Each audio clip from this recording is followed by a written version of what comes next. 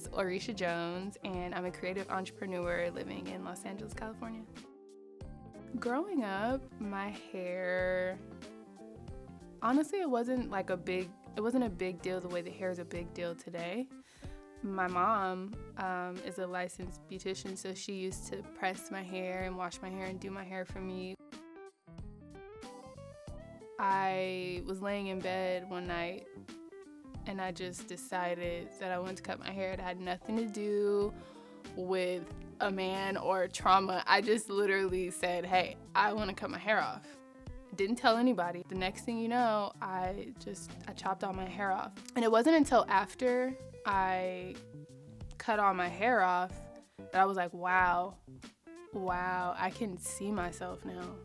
And I was like walking down the street in my trench coat. It's like, ooh.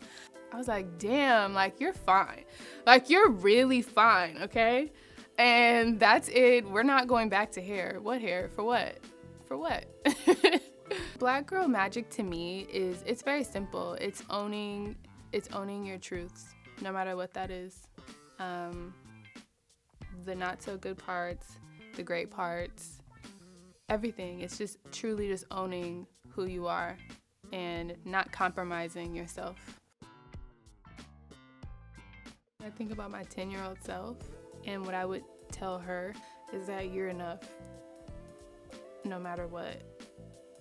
You're always going to be enough, and to always go where you're celebrated and not tolerated.